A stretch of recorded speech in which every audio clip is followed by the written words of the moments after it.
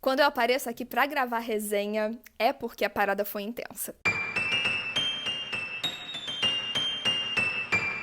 E agora eu trouxe pra vocês a resenha de A Maldição do Amor Verdadeiro que eu li no Kindle assim que saiu. Não vai ter spoiler, mas vai ter aqui muita opinião, além de uma resenha imparcial, porque é uma das minhas sagas favoritas. Eu tenho uma tatuagem dessa saga que eu tenho aqui, a raposinha cor-de-rosa com as notas musicais em homenagem à Balada do Felizes para Nunca. E eu não consigo falar de uma forma extremamente calma quando pegaram o último livro da minha trilogia favorita de todos os tempos e simplesmente tacaram pela janela. Na Bienal eu peguei essa amostra com o primeiro capítulo de A Maldição do Amor Verdadeiro, lá na editora Gutenberg.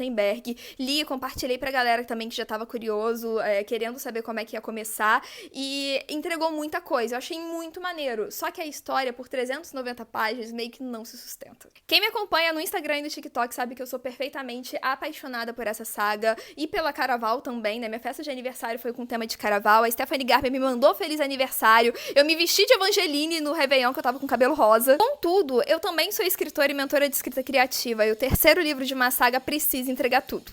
A narrativa da Stephanie Garber continua fenomenal, colorida, mágica, daquele jeitinho que a gente realmente viu nos outros livros. Não foi isso que mudou. Mas quando a gente olha pra essa obra tentando analisar o enredo, o plot, amarrar as pontas soltas, parece que eu tô fazendo crochê e que todas as pontinhas ficaram no ó. O grande problema é que A Maldição do Verdadeiro Amor entrega as cenas que ninguém pediu pra ler. E eu não acredito que o escritor existe simplesmente pra poder agradar o leitor. Ele existe pra provocar, mas ele principalmente existe pra proporcionar uma boa experiência de acordo com a história que ele se propôs a contar. E o livro entrega as cenas que ninguém pediu, com interações com personagens que ninguém se interessa tanto, e o que é mais meio que importante desenvolver fica deixado de lado. O senso de perigo aqui vai de inexistente até extremamente mortífero em meio segundo. Aparece aparentemente uma grande nova vilã que não é desenvolvida, e tudo de ruim que ela faz acontece tipo assim, off-scene. Você fica sabendo do que ela fez, você fica sabendo do que alguém fez com ela, mas você não vê a cena acontecendo, e dessa vez a gente tem ponto de vista do Jax, do Apollo e da Evangeline. O que sinceramente mais me decepcionou é que vários elementos que eu entendia que eram pistas ou foreshadowings para momentos finais, né, no último livro da saga,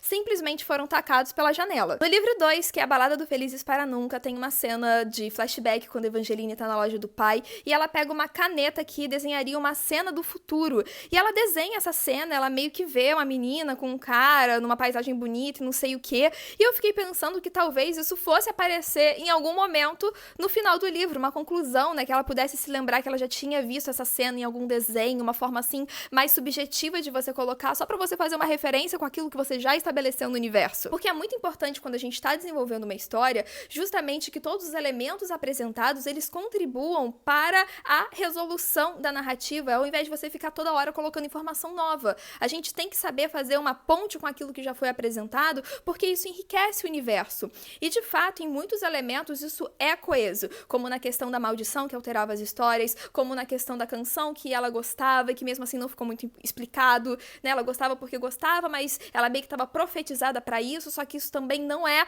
apresentado de nenhuma forma satisfatória, não fica ambíguo, não fica meio que em aberto, meio que só fica ignorado. Uma outra coisa que eu também não entendi é que no primeiro capítulo ela fala de uma maçaneta que também tinha na loja do pai. Cara, meu sonho de vida era visitar a loja do pai da Evangeline, e tinha uma maçaneta que ela abria a porta pra algum outro lugar, e ela meio que, tipo, sempre ficou tentando ver onde que essa maçaneta poderia encaixar, e ela nunca achou. Fica clara a referência de que ela é uma chave, né, o sangue dela é capaz de abrir portas, de destravar fechaduras e tal, só que meio que apresenta essa maçaneta de novo, e parte de mim meio que ficou esperando uma parada tipo Nárnia, que ela realmente fosse lembrar dessa lenda da maçaneta, que ela fosse usar esse conhecimento pra alguma coisa, só que meio que isso também é atacado pela janela. A quantidade de ideia boa defenestrada é triste. É muita magia apresentada, o universo continua sendo um dos meus favoritos, porque eu amo a forma que a Stephanie fala sobre esperança, sobre contos de fadas, sobre magia, sobre inocência, sobre você acreditar, e isso ressoa muito com os meus valores pessoais, só que isso, assim, não foi finalizado na história, parece que foi simplesmente mencionado e não desenvolvido. Tem, de fato, duas cenas que foram extremamente lindas, que eu fiquei muito emocionada,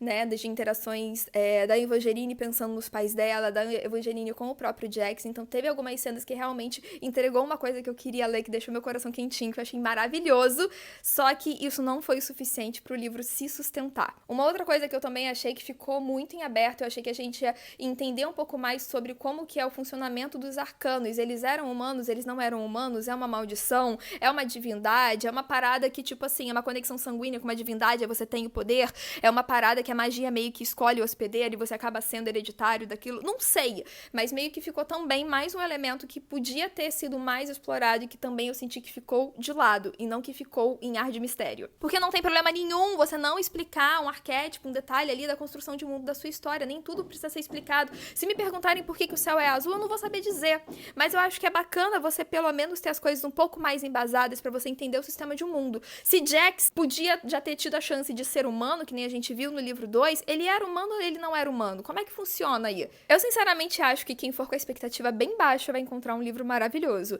Eu não fui com uma expectativa, fui com o coração aberto, mas eu fiquei muito frustrada de não ter as minhas perguntas atendidas, de não ver as cenas que eu gostaria de ver, de simplesmente ver tantas ideias que pareciam ter sido deixadas de lado. Um outro elemento que também era muito bacana era em relação a Evangeline ter o cabelo cor-de-rosa. Os pais dela falavam que ela era como se fosse um pedacinho do norte, que tinha esse ar de mistério, e se existia de fato uma profecia, isso não foi exposto de uma forma que isso fosse compreensível. Então muita coisa foi mencionada, só que pouca coisa foi de fato desenvolvida com começo, meio e fim, mesmo pra deixar com um ar de mistério, mesmo pra deixar com um ar de maldição, de milagre, de contos de fadas. Parece que realmente a parada só foi jogada assim, sabe? Joguei aqui a intriga e saí correndo, só que a gente lê trilogia pra saber a fofoca completa, não pra gente saber um pedacinho. Vai sim continuar sendo um dos meus livros favoritos, porque o amor que eu tenho pelo 1 e pelo 2 e tudo que eu me vi na personagem, naquele universo, vai continuar sendo realmente de grande coração. Mas, de fato, esse terceiro livro, não vou falar que ele foi uma decepção pra mim, porque se eu falar vai se tornar verdade. Mas eu vou continuar lendo tudo que a autora lança, continuo gostando muito dela. Não gostei desse livro, né? Ele é um livro legal, eu não gostei da história que foi apresentada nesse livro. E é isso. Depois vocês me contam o que vocês acharam. Espero que vocês tenham gostado dessa resenha. Eu sei que ela foi muito emocionada, mas foi muito sincera também. Beijo, me acompanhe nas outras redes sociais e tchau, tchau!